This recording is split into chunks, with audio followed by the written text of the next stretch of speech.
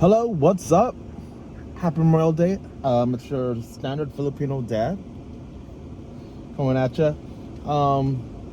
This is basically the reboot. I don't know if it's a reboot. More like trying to restart it all over again.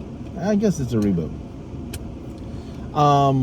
I've been away for a while. Been doing my own thing, doing other platforms. Started to come back here. Started to do more things, a little bit more vlogging than before. Just because I don't have enough time to actually take notes and do what I need to do.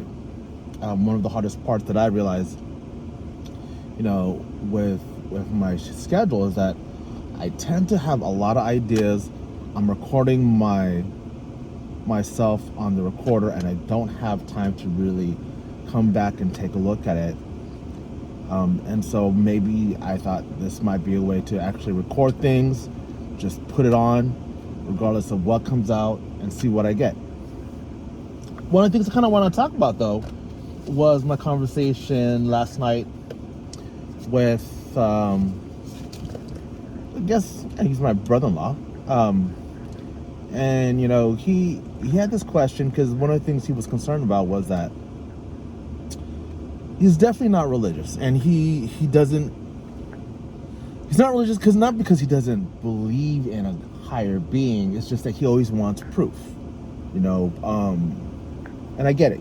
Silicon Valley, ones and zeros, right? It's more of a matter of fact, does this thing exist? And I guess this came about him when he had a conversation with his son, my nephew, about, hey, Dad. And I guess my nephew asked my brother-in-law this question, where do we go when we die? Because I don't want to die because I'm scared.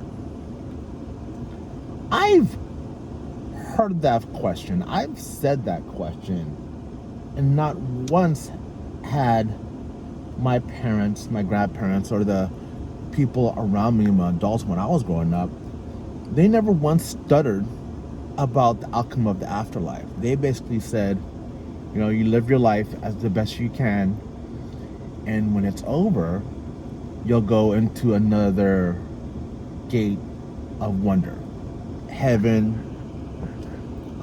something beautiful. I saw death as something as like remarkable, something beautiful, and yes, right. It feels like a fantasy type idea that where we live in is temporary. He is 100% atheist. I think that's the word. Yeah, atheist. And he didn't know what to tell his son. In fact, he doesn't really believe in God or any higher being without proof. And he asked me, what makes your belief so strong? Like, it feels far-fetched. It's almost like a fairy tale story, and he started going over the Bible, and it's like there's a lot of stories in the Bible that just I can't believe it. And I listened to him, and I could not believe that this man right here couldn't understand the purpose of stories and why we have stories, And I guess it's either Silicon Valley or where we live. He had a hard time believing in any type of religion because the stories behind it were so far-fetched. And I asked him, I was like, well, if we just look back and just like simple storytelling, it's a story. There's going to be things that are exaggerated, but there's a moral to each story. And the Bible's, the Quran, St. James Bible, the Old Testament, New Testament, there's going to be something in there, a story that's meant to be like a guidance of how to live life. Yeah, but, it's kind of weird because like all these things, well, if you don't do it correctly, you'll go to hell. And I was really looking at it, and he was really trying to denounce religion, because he didn't want to accept that there were certain disciplines you had to follow. And I asked him, like, well, what part of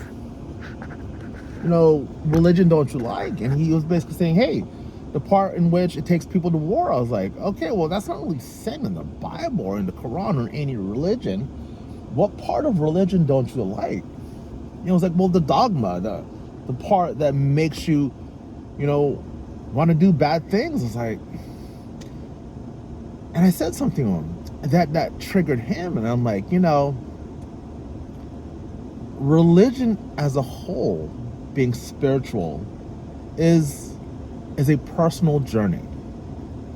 And if your personal journey to religion is, okay, I'm going to dodge this religion because it's going to make me do bad things, then you know what? Religion's not good for you.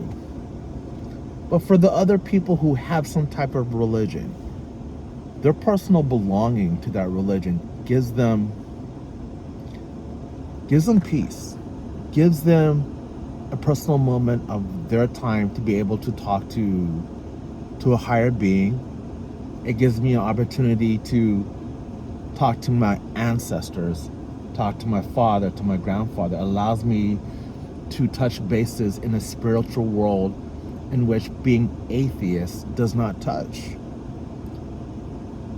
I would like to say that spirits do exist, and that when I go to the graveyard, that I'm tuning in to this different dimension that I call not of this earth, where the people that have died before me are able to hear me.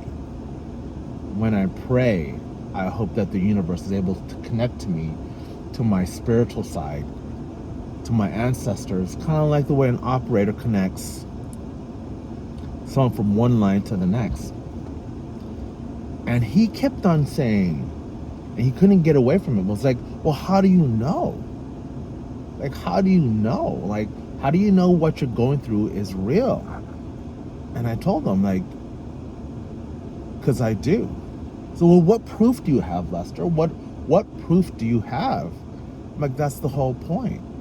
It's my personal growth and adventure and journey into religion that's specifically mine. And one of the things I started realizing was he's stagnant.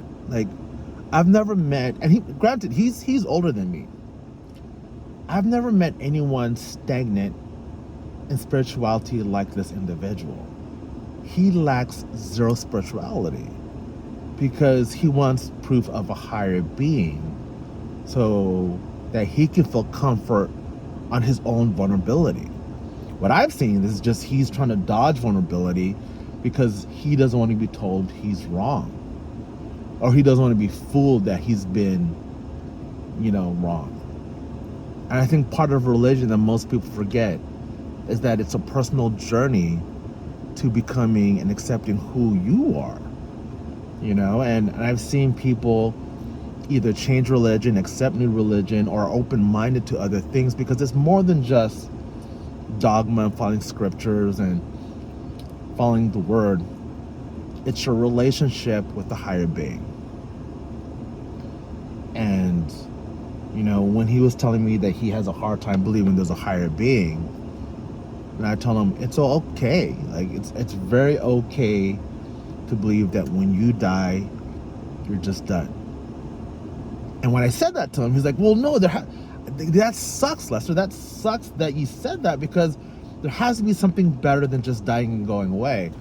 I'm like, oh, for me, I definitely feel that there's something better in the afterlife.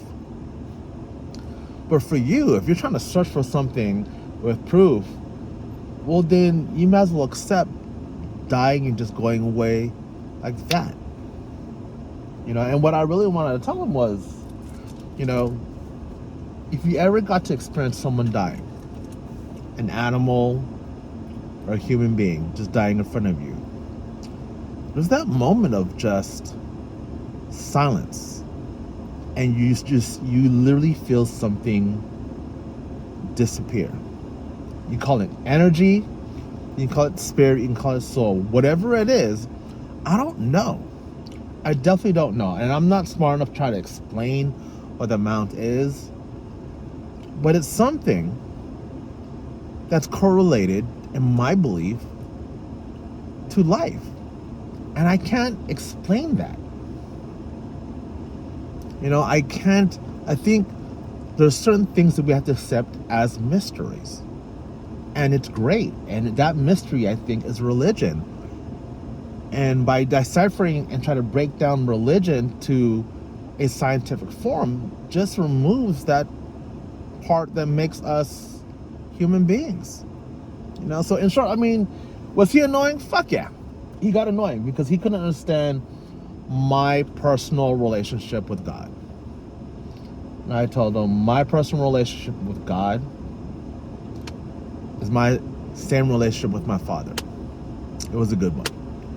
And maybe, just maybe, if he had a better relationship with his father and religion, he wouldn't be questioning, I don't know, spirituality as much. Anyhow, that's my take for today.